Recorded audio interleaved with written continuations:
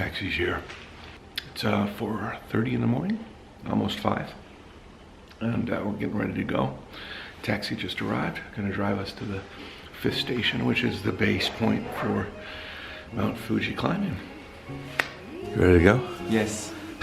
Pack everything. Thank you. JaYoe.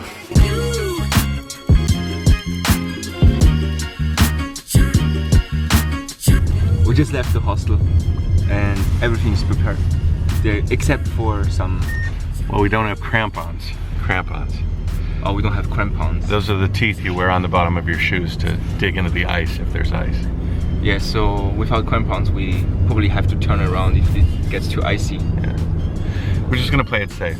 Yes. Chances are that the last few days have been dry, and then we just got some snow. So maybe there's not so much ice up there. Yeah, hopefully. JaYoe.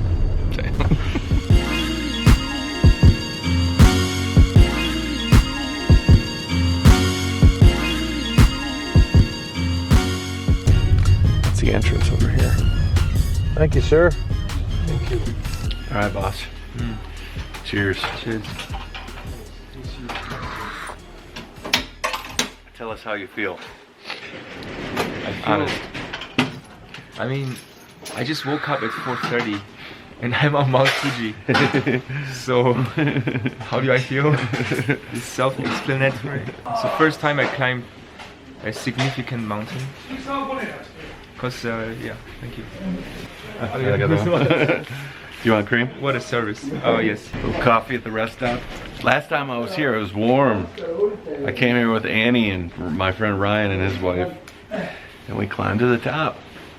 It was windy, and we climbed, and by the time we got almost up to the summit, it was so cloudy. We couldn't see anything. We could have been on sea level and we would have not known the difference.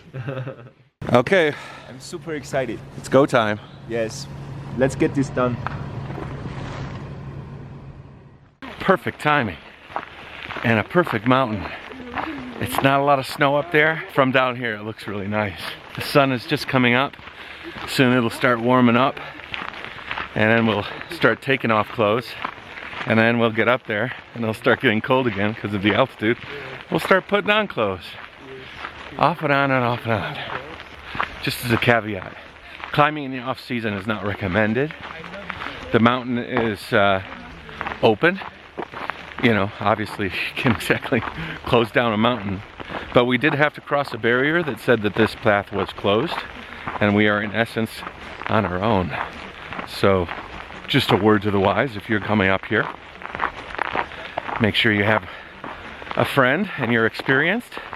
At least one of you is experienced, and you take your time. You put one foot in front of the other, and you JaYoe. Anyways, the last time I was here, I was climbing with my friend Ryan, his wife, and Annie. And we spent the night on the mountain. We didn't do it in one go like we're gonna do today. It's obviously colder now than it was then. But I'll tell you what, I kind of like this. I remember sweating when I was here.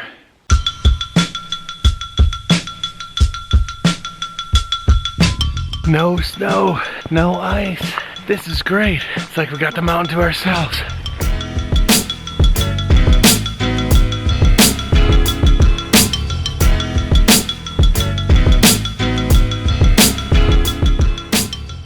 I'm really surprised how it is. Pleasantly surprised.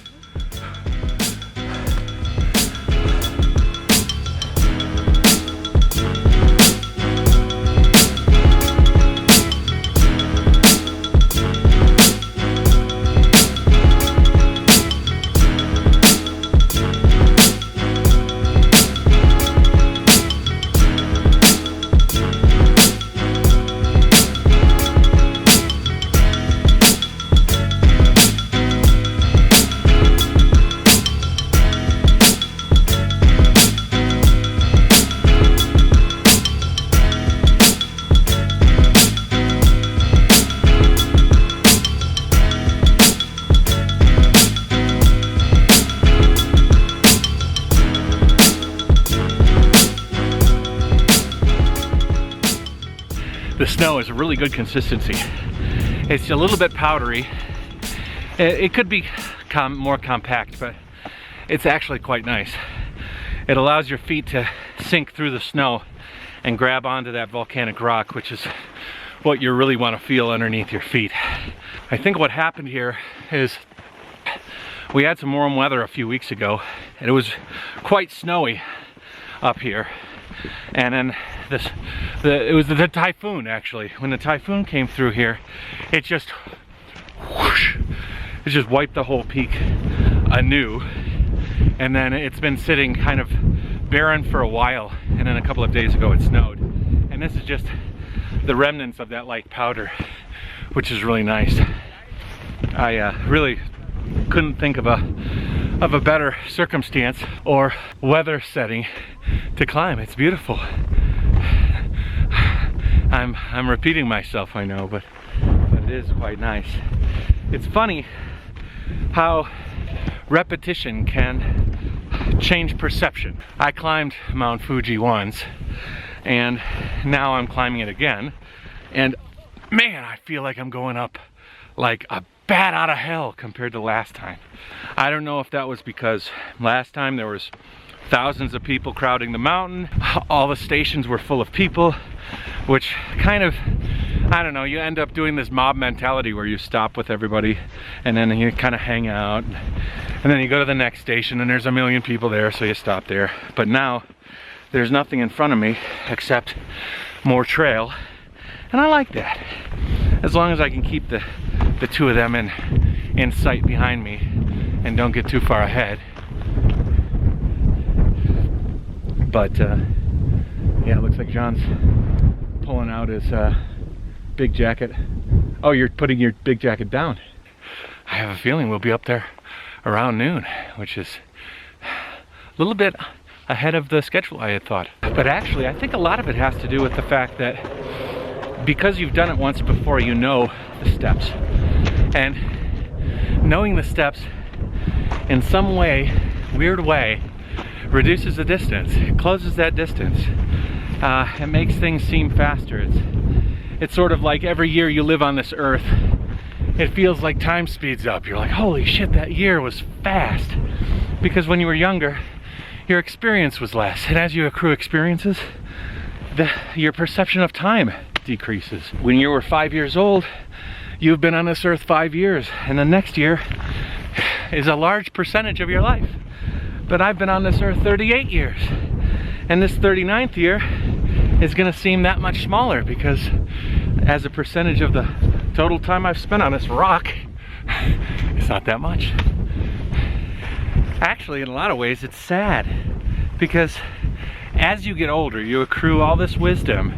You can experience life so much better as you grow older because you know so much more, you know.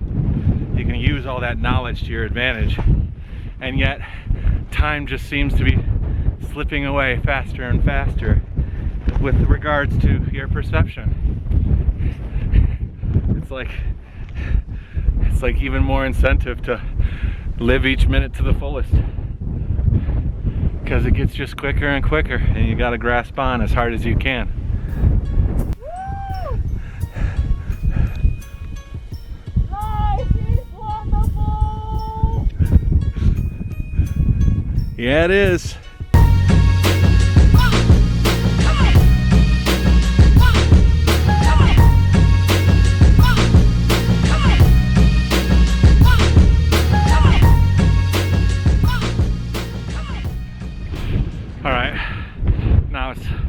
Starting to get a little chilly. Very expected. Still, the sun is keeping me warm enough. I haven't even pulled out my heavy gloves that I bought yesterday just for today, or my big neck warmer, which I bought just for today. Sort of a waste, but no big deal. John found a second wind or something. He's screaming up there. I forgot to tell him that he's got to save some energy for the way down.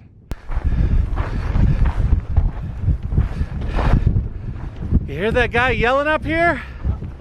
He's making so much noise.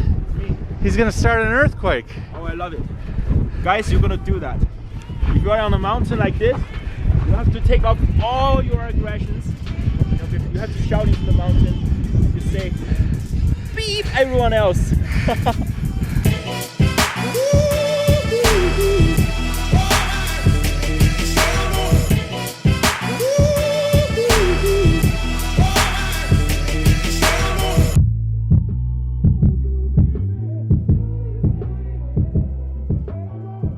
All right, guys, this is the last camp, the last station, 9th station. After this, short ascension to the summit. JaYoe. How's it going? It's going too well. Too well. Too well is a good thing. You see, I think we are really lucky to be here with this weather. And look at this, you can put your stuff. Your coin, cool. Make a wish. I put one here. You should do that too. It's just about 10 minutes away from the top of Mount Fuji, and I feel great. So there's no altitude sickness, nothing. Yeah. Actually, I feel really alive. And I'm just going to play some favorite music when I arrive at the top. You'll have it ready. I have it ready, but YouTube is not ready. So I discovered that people put coins into the, how do you call it? The crevices, the cracks. Yeah, the cracks of that. So I put one too. Yeah. And made a wish. You're officially part of Mount Fuji right now. Yes, I am. I love it. Okay.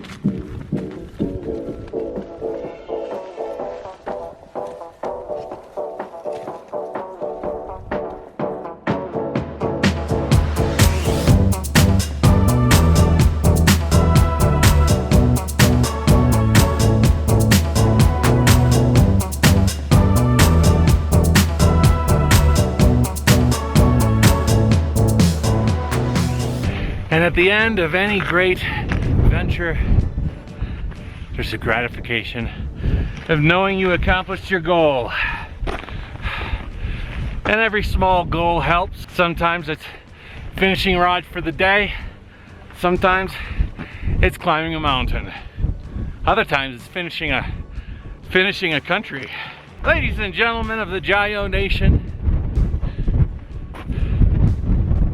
we are atop Mount Fuji. Woo! Woo! What a beautiful day, guys. What a beautiful day. While I wait for him, why don't we take a look around? Normally, during the open season, all of these are open, full of rest areas, coffee shops, little food areas. Now we are on the outside of the crater that makes up the caldera of the volcano. Caldera? Is that the right word? I think it's the right word. Woo! It's breezy up here. It's funny being the only one up here.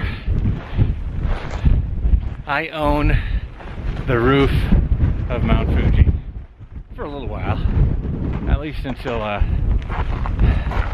John gets here. There's one more scraggler that you haven't seen yet. It's this guy right here. We passed him a while back. Showing you John is scrambling up the hard rock. We could be going up the path, but it's covered in snow, so you okay? And then the woman that was with us, I'm sorry, I forget her name, she's way down there. I can see her, that orange backpack. I should have listened to my inner voice. I said, you know, it's pretty windy up here, but I wonder if I could just fly out, get a shot, and then come back with the drone. It freaked out, like really freaked out, and crashed into the snow over there. Shattered a couple of propellers. I think it's not toasted by any stretch, but it's not gonna fly until I can get some new props. So you're not gonna get any top of the Fuji video from the drone. Sorry. Yeah! Whoa! Yes! Yes, yes, yes! You have summited Mount Fuji, my friend. I made it. Good job. This guy just came up, he sat here for 2 minutes, and he went back down. Just enjoy it for a little, take a breath. You missed me crashing the drone. Yes, you see that little snowy patch right there?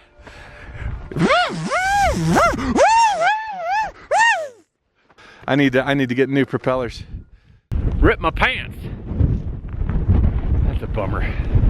This volcanic rock is really sharp, and I just kind of brushed up against one and it just ripped it apart, which sucks. These are my rain pants.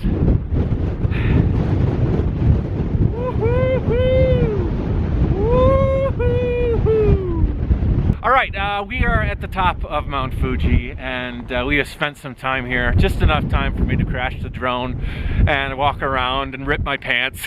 But overall, it's been amazing, and I say this every time I climb a mountain, every time I'm here and I do one of these videos from the top. It's all about putting one foot in front of the other and saying to yourself, I'm not going to stop until I get to the top, you know? That's a real profound lesson in life, and you always have to be picking out mountains and then focusing on them and climbing whatever your mountain might be. Maybe it's, you know, your job, or maybe it's, you know, going on a vacation that you've never taken before, or going to a place that you're afraid to go, or furthermore, making sure that you actually accomplish a goal and get to the top of that mountain, summit that peak, whatever that thing is. Now, I've summited bigger peaks than Fuji, but each peak is its own personality. So I'm very happy that I'm here, and I'm happy that John pushed me to come here and do this. I pushed him. I pushed him. He did, you know, you did. Because I wasn't going to come. I saw the snow, and I said, nah. But I knew that you wanted to come, and I knew that I saw a little window. Yes. And if you weren't with me, I would have said, it's not a good enough window. And it would be way too dangerous alone, you know. And you know what? And I feel for the lady down there running all alone. I'm glad that we're going to be here when she summits. She's almost here. But yeah, man, thanks a lot. Yeah. I mean, today, I would have to say it's one of my favorite summits I've had. You know, the weather was so cooperative. Even though it's a little cold and windy, I think that's fine. And we got up here in a relatively short amount of time. It's been a really, really good summer. We're very lucky because the weather here and the climate right now, it's perfect. I mean, if you talk to my friends and told them that have climbed Fuji and said we're gonna attempt to summit in November, a lot of them would have said, yeah, if you don't have crampons, don't go. If you're not really ready, don't go. If you're not fully equipped, don't go. And we're kind of not 100% equipped perfect. No. And thank God that the mountain provided for us today. Yeah. And most importantly, I think that's also, you know, take it further into life. You don't have to be completely prepared to do the stuff you want to do, you know. If you are, then actually it's not that good for you. Yeah. Because you have to spend so much time to prepare, and by that time the mountain you might never do it. Exactly, and the entire situation changes. Yeah. Maybe there is no Mount Fuji anymore at that Just time. be safe. Yeah. You know, just be safe. You can be not prepared and still safe.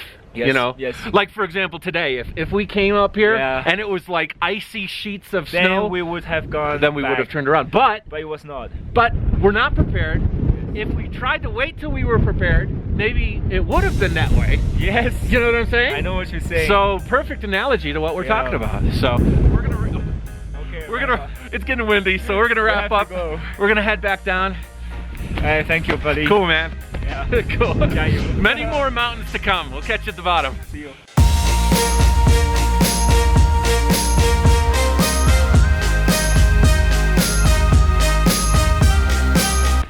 In high school, I took one home economics course. I learned how to make cakes and stuff. But one thing I did make is baked Alaska. Baked Alaska is tasty and very light.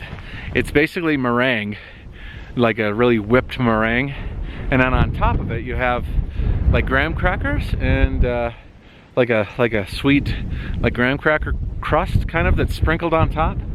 And man, this is reminding me of baked Alaska so much, because it looks like this is like solid rock, right?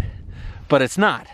it's actually a layer of rock and then there's snow underneath. Like if you were to look at it and then I take my fist and I break it up, it looks like this is the meringue and this is the graham cracker crust. Only I think, would be so inclined that this vision of ice and dirt would make me hungry. We're working our way down. Going down can be easier, but also more treacherous than going up, huh?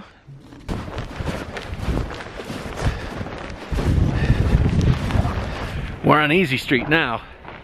It's just a long slog down. Maybe even pick up some pace. Give yourself a little energy boost running down the mountain. That's one of the good things about Fuji, is it's just a lot of kickbacks, and the kickbacks make it less vertical. It's a very, very nice walk down, actually. And the snow and ice tend to actually bind some of the loose volcanic rock together, so it's actually even better than last time I came up here, which is cool.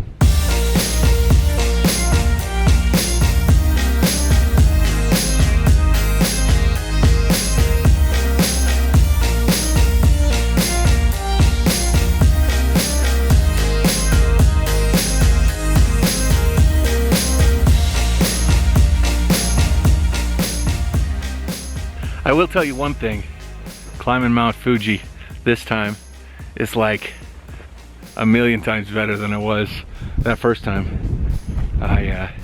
You would almost imagine that I have been climbing a lot of mountains like Mount Everest and whatnot to make this so easy.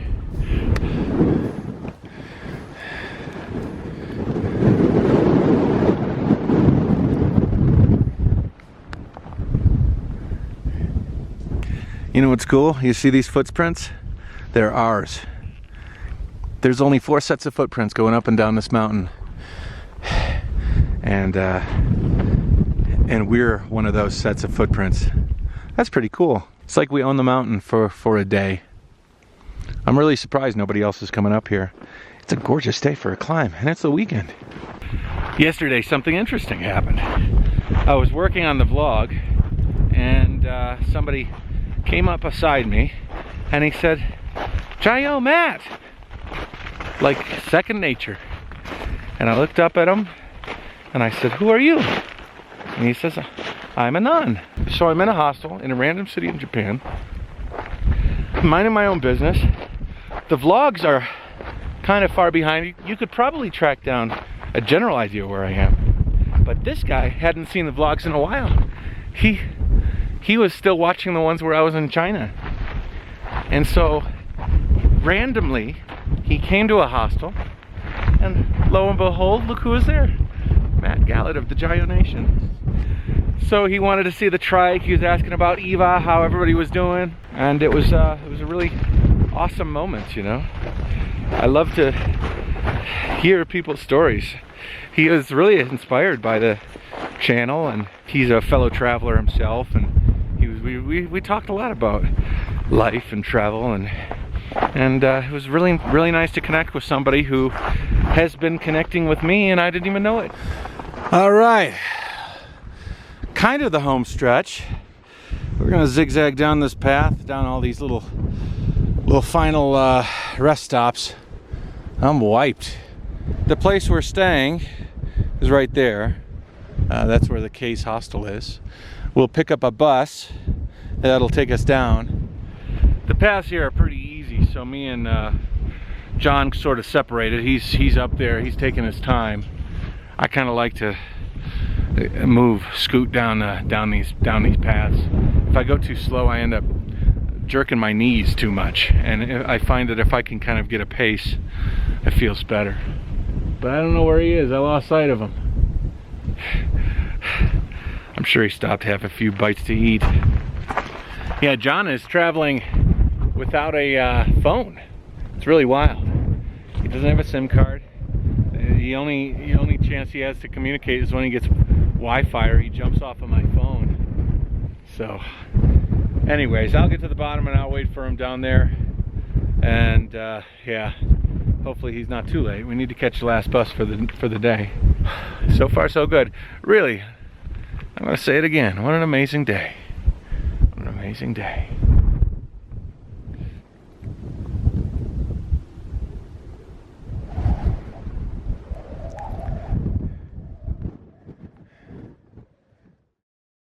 How you doing, man? I must say, this is the best exercise I've ever had. You tired? Sore? I want to die.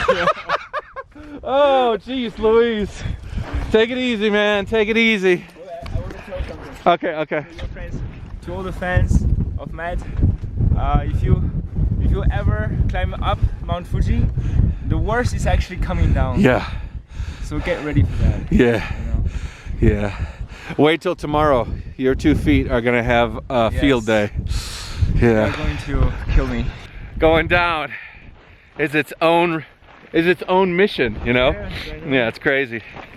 Woo! I must say, I pulled a climbing guide no-no. I abandoned my friend, and I apologize for that, John. He disappeared. I went a little bit too far ahead, and I just lost sight of him. And then it got to the extent to where I got really nervous. I thought he was in danger, so I turned around and started going up. Luckily, he had run into another climber who was coming down, and they kind of paired up. But yeah, that was, I'm personally saying that was a really bad thing for a friend to do to another friend. Luckily, there was no, all these ideas were going through my head, like he's stuck in some crevasse, or he tweaked his ankle. Oh, I was so just everything going on in my head. So I'm very happy I saw that red jacket coming over the hills. Whew. Good for him. And I see our lady friend. She's coming down too, so she's safe. Everybody's safe, but we might be a little late for the bus to take us back. So we're gonna try and get down as quick as possible.